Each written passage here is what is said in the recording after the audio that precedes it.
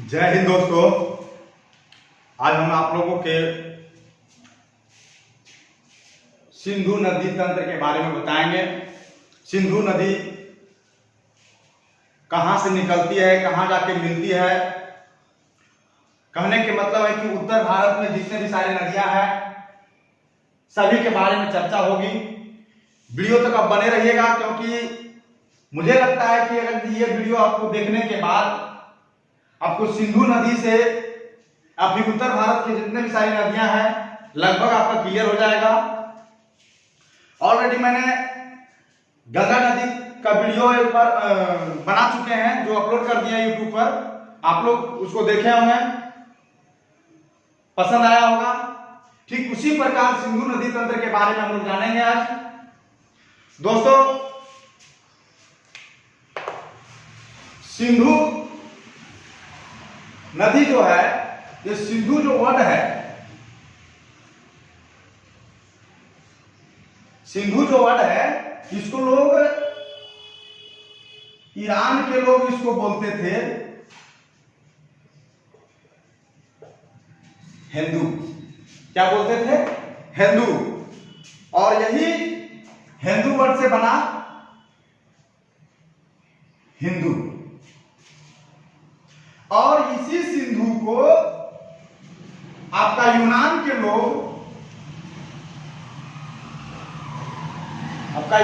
लोग इंडोस बोलते थे, और रोम के लोगों ने इसको इंडोस को इंडस बोला, और यही इंडस से बना इंडिया। अर्थात हम लोग कह सकते हैं कि जो हम लोगों का देश के नाम इंडिया है वो कौन सा नदी पे आधारित है, किस नदी के कारण से हम लोगों के नाम इंडियन पड़ा है। तो हम लोग कह सकते हैं कि सिंधु नदी के नाम पर इंडियन जो नाम रखा गया है।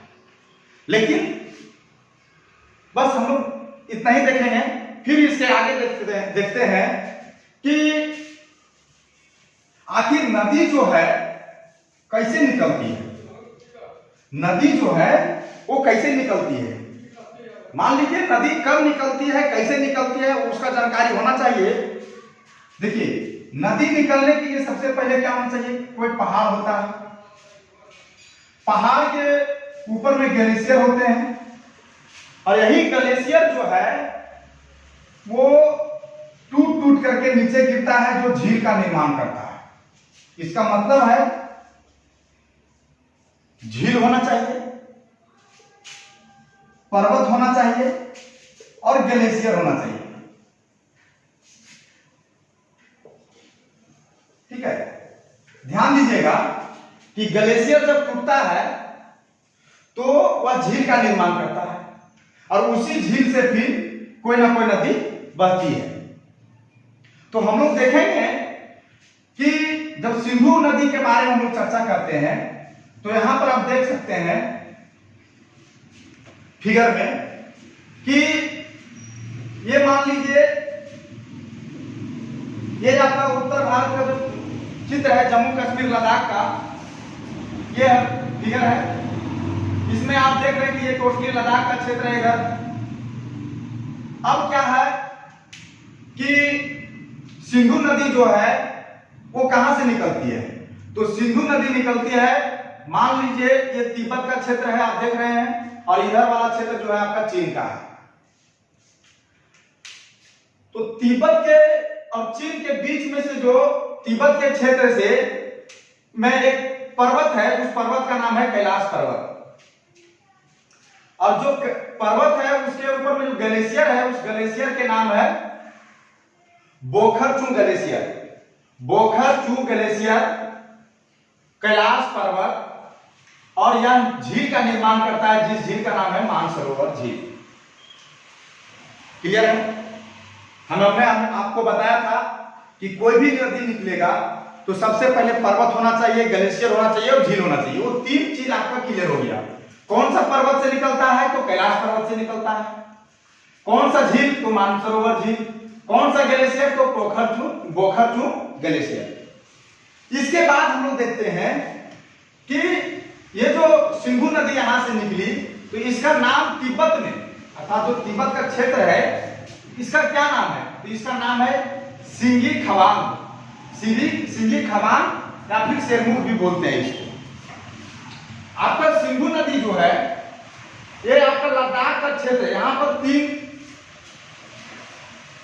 पर्वत श्रृंखला है, काराकोरम, उसके बाद है आपका लद्दाख श्रेणी और फिर है जोस्कर। ध्यान दीजिएगा कि सबसे ऊपर वाला जो है आपका ये काराकोरम, उसके बाद है लद्दाख और उसके बाद है जोस्कर।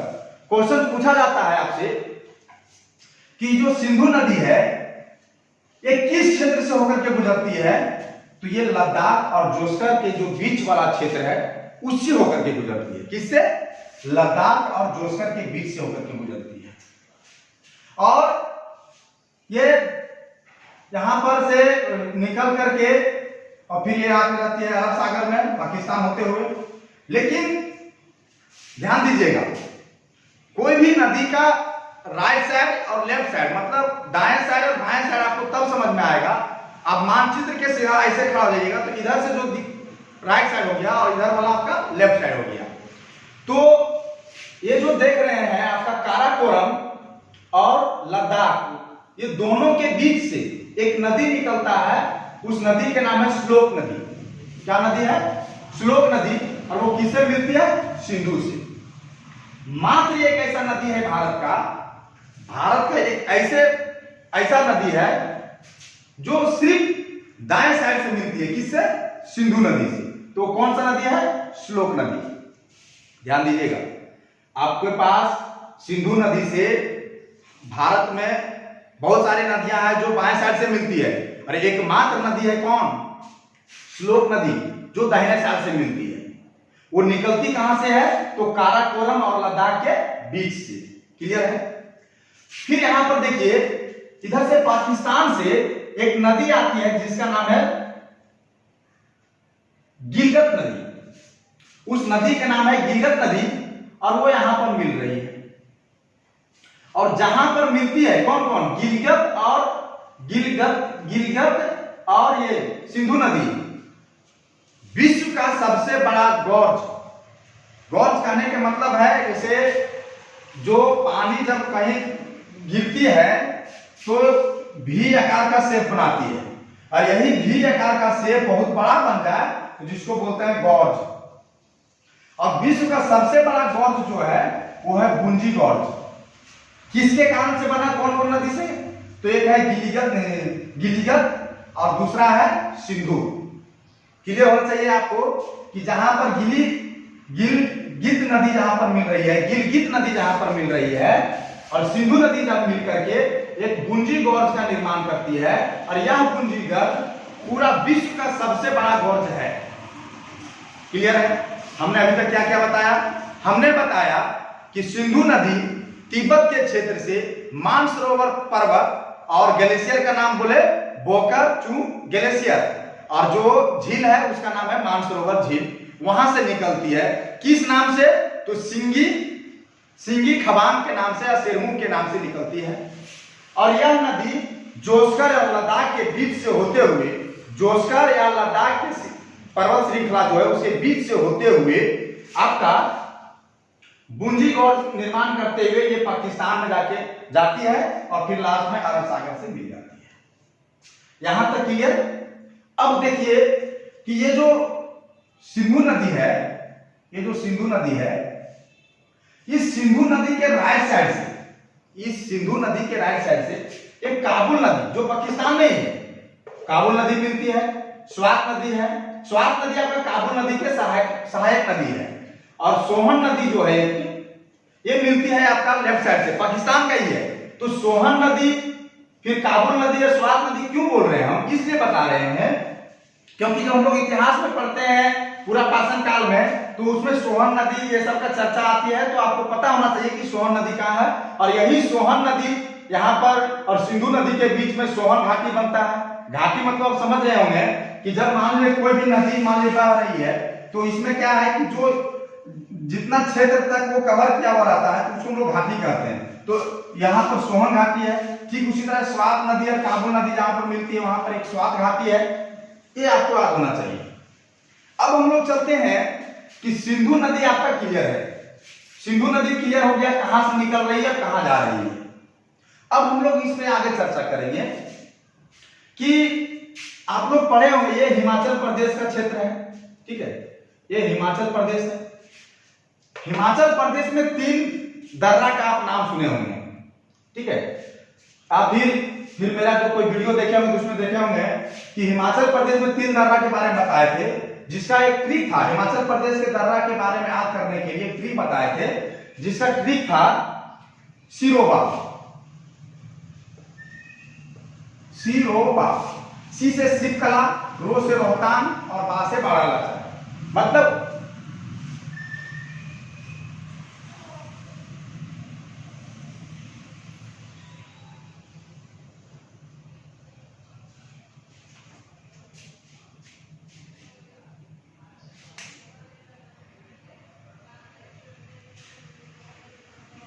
ठीक है। तो हिमाचल प्रदेश से सिरोबा जो हम बताए हैं, तो सिरोबा जो है आपका ये 3 दर्रा है हिमाचल प्रदेश में, शिवकला, रोहतांग और बारालाचा। बात क्या है, हम लोग बारालाचा के बारे में बात करेंगे। मान लीजिए कि यहाँ पर बारालाचा दर्रा है। कौन सा दर्रा है? बारालाचा, जहां से 2 नदी निकलती है। 2 नदी निकलती है बारालाचा दर्रा से, एक निकलती है चंद्र और दूसरा निकलती है भाग, और ये दोनों नदी आपस में मिलता है और ये चिनाब के नाम से जाना जाता है, और यही चिनाब नदी आकर के सिंधु में मिलती है, इसका नाम है चिनाब। क्लियर है? क्या बोले? चिनाब नदी जो है ये आपका बारालाचा दर्रा से निकलती है, जो 2 नदियों से मिलकर के बनी है, चंद्र और भाग, और यही चिनाब नदी आपका सिंधु में जाके मिलती है। क्लियर है? यहां तक क्लियर है? अब आगे देखिए, आगे क्या है?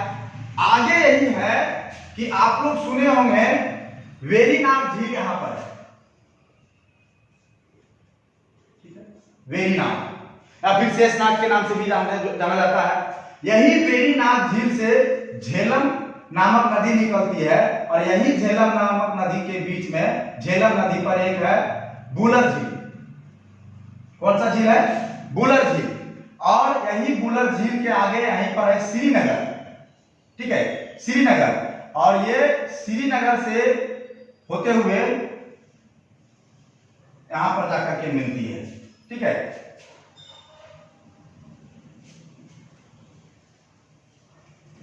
और जहां पर मिलती है उसका नाम है झंग, और ये जो चिनाब नदी जहां पर मिलती है उसका नाम है मिठनकोट।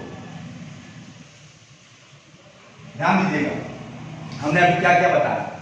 हमने बताया कि ये वेरीनाग झील से झेलम नदी निकलती है। कौन सा नदी निकल रही है? झेलम,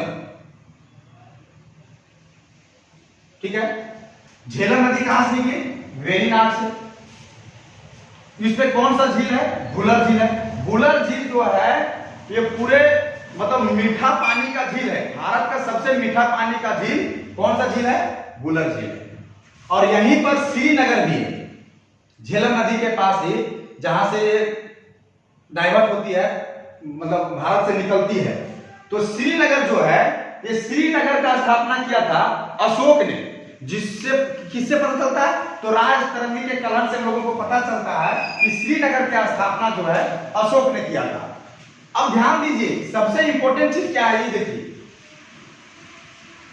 ये जगह है मुजफ्फराबाद और ये जगह है मंगला।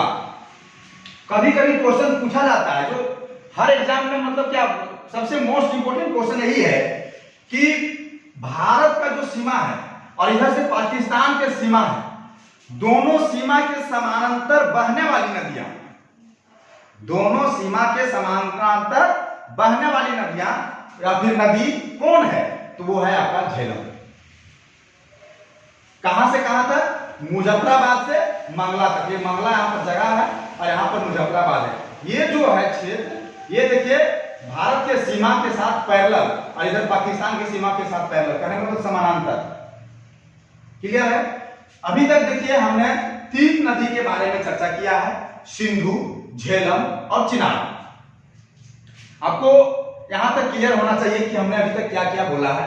सबसे पहले बोला है कि सिंधु नदी जो है मानसरोवर झील से, कैलाश पर्वत या फिर बोखरचू ग्लेशियर के नामक जगह से निकलती है, जिसका नाम वहां पर आता है सिंगी, खबांग या शेरमुख।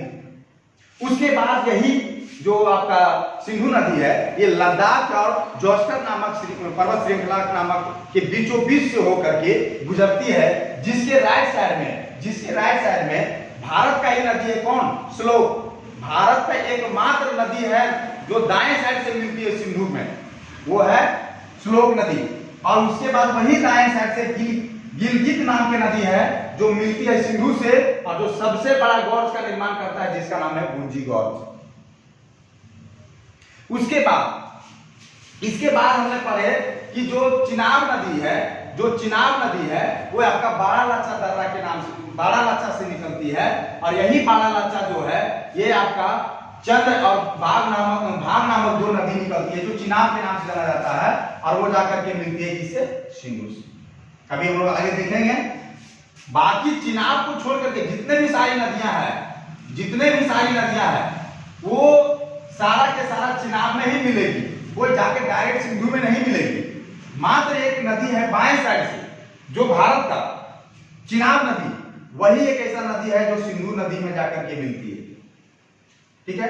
और ये जो चिनाब नदी जहां पर मिलती है उसका नाम है मिठानकोट, इस जगह के नाम है मिठानकोट में जाके मिलती है। अब हम लोग इसके आगे देखेंगे। इसके आगे जो हम लोग देखते हैं तो ये था बारालाचा दर्रा, इसी के पास है एक रोहतांग नामक दर्रा है। रोहतांग कौन सा दर्रा है, रोहतांग। यहां पर रोहतांग है, और रोहतांग दर्रा से निकलती है रावी नदी। रोहतांग दर्रा से निकलती है रावी नदी, ठीक है। रोहतांग नामक दर्रा से कौन नदी निकलती है, तो ये निकलती है रावी नदी, ठीक है। कौन सा नदी है, रावी नदी कहां से निकली, रोहतांग से, और वो किससे में जाके मिली, तो मिला जाके चिनाब में।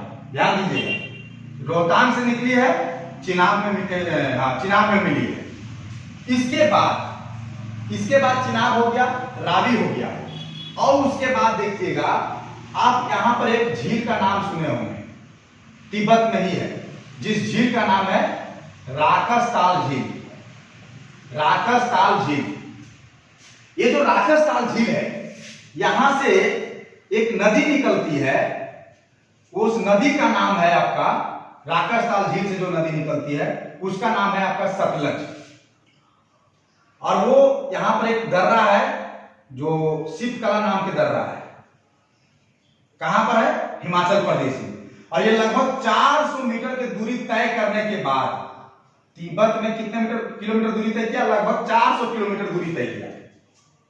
तिब्बत में लगभग 400 किलोमीटर दूरी तय करने के बाद यह जो राखसताल झील से जो सतलज नदी निकला था वो जाके शिवकला दर्रा से होते हुए और ये जाकर के मिल जाती है चिनाब में। क्लियर है? देखिए हम क्या बताएं, हमने बताया कि राखसताल झील से सतलज नदी जो निकलती है वो लगभग 400 किलोमीटर दूरी तय करने के बाद हिमाचल प्रदेश के शिवकला नामक दर्रा से होते हुए वो चले जाते हैं किसमें, चिनाब नदी में। और यहां पर एक जगह है जिसका नाम है ब्यास कुंड। क्या नाम है, ब्यास कुंड। और इसी ब्यास कुंड से एक नदी निकलती है जिसका नाम है ब्यास नदी, ठीक है।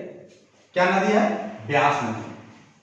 ध्यान दीजिए, लगभग हम बहुत सारे चीजें अभी आप लोगों को बताए हैं, एक बार फिर से सुनिएगा हम क्या बोले। हमने क्या क्या बताए हैं, हमने बताया सबसे पहले सिंधु के बारे में।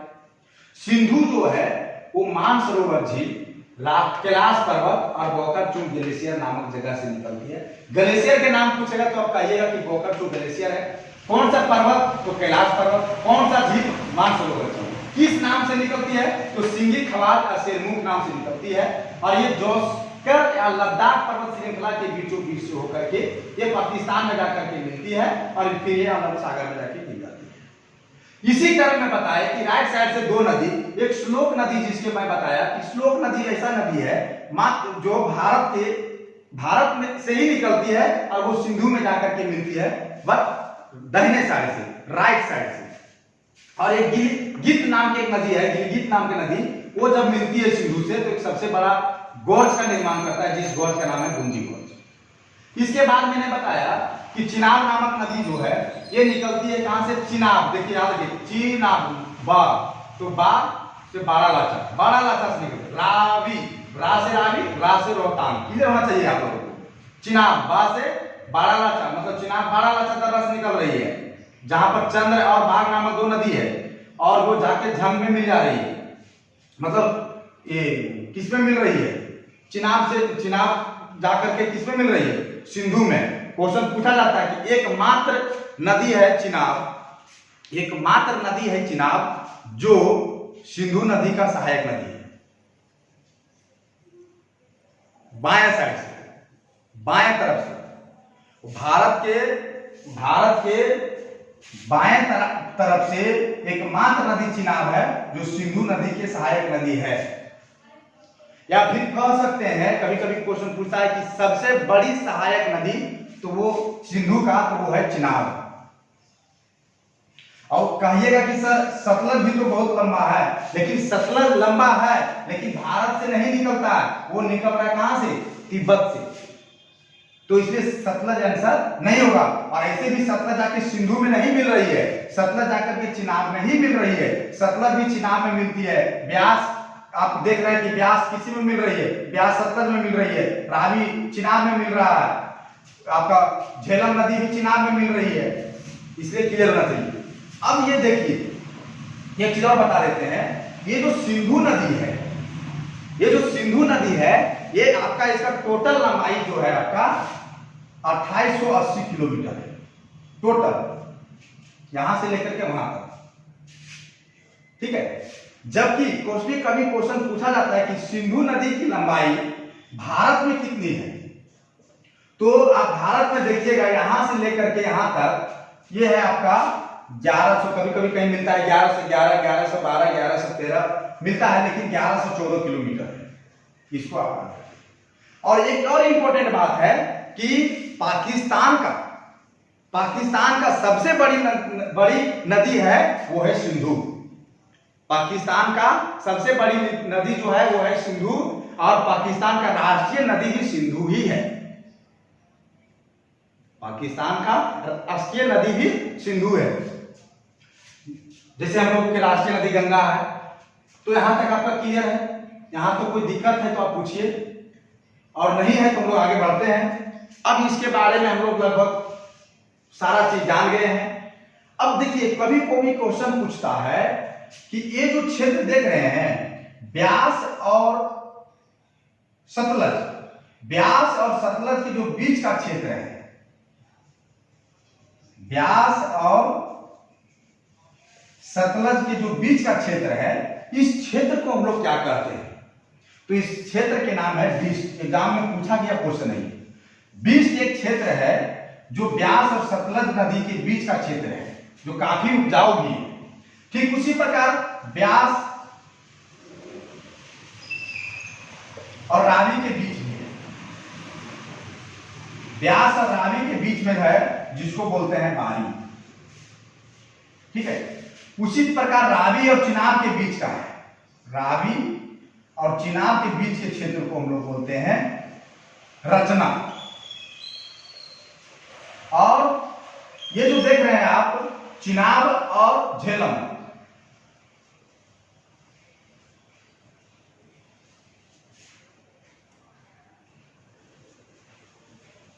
इसको बोलते हैं छाछ। आपसे कभी कभी जो पंजाब का क्षेत्र आप देखते हैं, जो ये आपका पंजाब का क्षेत्र है, इसको देखिए, ये जो आपका पंजाब का क्षेत्र है, ये जो पंजाब का क्षेत्र है, ये पंचगंग के नाम से भी जाना जाता है। पांच नदियों से मिलकर के बना हुआ है पंजाब। पंचनद, पंचनद के नाम से जाना जाता है। तो कौन कौन नदी है आप देख सकते हैं, सिंधु को ऊपर छोड़ दीजिए, उसके बाद आप चले जाइए तो झेलम है, चिनाब है, रावी है, ब्यास है और सतलज है, 5 नदी है। अब इसके बाद एक और जो मुख्य चर्चा है जिसके बारे में हम लोग चर्चा करेंगे और वो सबसे इंपॉर्टेंट है और काफी बार एग्जाम में पूछा गया चीज है, इसलिए हम लोग इसके बारे में चर्चा करेंगे। ध्यान दीजिएगा कि जो 1960 का सिंधु समझौता जो हुआ था, सिंधु समझौता जो हुआ था उसके बारे में, इसमें देखिए टोटल 6 नदी है। तो सिंधु समझौता में बात क्या हुआ था जो आपको हम बताते हैं। सबसे पहले लिखिए सिंधु, फिर लिखिए आप झेलम, फिर लिखिए अब चिनाब, उसके बाद है रावी, ब्यास और सतलज, टोटल 6 नदी है। ये 3 नदी और ये 3 नदी 1960 के सिंधु समझौता में बात यही हुई कि ये जो सिंधु, झेलम और चिनाब है, इसका 80% जो जल है, जो पानी है, इसका उपयोग पाकिस्तान करेगा। 80% जल जो है इसका उपयोग पाकिस्तान करेगा और 20% जल जो है वो भारत यूज करेगा। मतलब आपको इस नदी पर ऐसा कोई भी बांध नहीं बनाना है जिससे कि आपका 20% से ज्यादा पानी रुक जाए। आपको उतना ही बांध बनाना है ताकि 80% पानी जो है वो पाकिस्तान चले जाए। इधर में क्या समझौता हुआ, आप देख रहे हैं कि ब्यास नदी खुद इंडिया में ही निकल रहा है, इंडिया में ही खत्म हो जा रहा है। तो इसमें क्या बात हुआ कि 80% इसमें भारत यूज करेगा जल और 20% पाकिस्तान। तो ये सिंधु समझौता जो हुआ था 1960 में उसका भाग था। लेकिन ऋग्वैदिक काल में सिंधु को सिंधु ही बोला जाता है। ऋग्वैदिक काल में सिंधु को सिंधु ही बोला जाता है, ठीक है। और आपका सुने होंगे झेलम, झेलम को बोला जाता था ऋग्वैदिक काल में वितस्ता, वितस्ता। और चिनाब को बोला जाता अस्किनी, ठीक है। और रावी को बोला जाता था परुष्णी, ठीक है। ब्यास को बोला जाता है विपाशा और सतलज को शतुब्दी, ठीक है। ये इंपॉर्टेंट है, आप नाम इसका याद रखिएगा कि ऋग्वैदिक काल में सिंधु को सिंधु ही बोला जाता था, झेलम को वितस्ता बोला जाता था और चिनाब को आपका अस्किनी बोला जाता था, रावी को परुष्णी बोला जाता था, ब्यास को विपाशा बोला जाता था और सतलज को शतुब्दी बोला जाता था। ये कुछ इंपॉर्टेंट पॉइंट था, इसको मैंने लिखवा भी दिया है और हमको लगता है कि मैंने काफी अच्छा से आप लोगों को समझाए हैं। तो एक बार हम थोड़ा सा इसके बारे में एक बार देखते हैं आप लोगों को कितना समझ में आ रहा है कि नहीं आ रहा है। एक बार जस्ट हम शुरू से अंत तक बता देते हैं, फिर आप इसी तरह का वीडियो आपको अगर यदि नदी घाटी परियोजना या फिर ज्योग्राफी सब्जेक्ट्स का जो भी मतलब इंपॉर्टेंट महत्वपूर्ण टॉपिक है उसको मैंने लेकर के आऊंगा यूट्यूब चैनल पे। आप मेरा वीडियो को देखते रहिए और समझ में आता है तो आप आगे फॉरवर्ड भी कीजिए, शेयर भी कीजिए, लाइक भी कीजिए। तो सबसे पहले हमने बताया थे इसमें कि हमारा सिंधु नदी जो है वो आपका कहां से निकलती है, मानसरोवर झील से निकलती है। मानसरोवर झील जो है तो वहां पे कैलाश पर्वत भी है और कैलाश पर्वत जो है उसके ग्लेशियर का जो नाम है वो बोखरचुंग ग्लेशियर है, जिसके पिघलने के कारण से पर्वत के माध्यम से झील बनती है, जिस झील का नाम मानसरोवर झील है और उसी झील से सिंधु नदी निकलती है। वह सिंधु नदी जिसका नाम वहां पे रहता है तिब्बत में सिंगी खबांग, जिसको शेरमुख भी कहते हैं, वही सिंधु नदी आपका जोस्कर तथा लद्दाख पर्वत श्रृंखला के बीचों बीच से होकर के गुजरती है, जहां पे उसको दाहिने साइड से भारत से ही श्लोक नामक नदी मिलती है। मात्र एक नदी है दाहिने साइड से मिलने वाला भारत से, वो है श्लोक नदी। और वहीं पर थोड़ा सा आगे में एक गिलगत्ती नाम की नदी है, वही मिलती है, जिसके कारण से बुंजी गॉर्ज एक आपका जो भी आकार का शेप बनता है वो सबसे बड़ा शेप है, सबसे बड़ा गॉर्ज है पूरा विश्व का।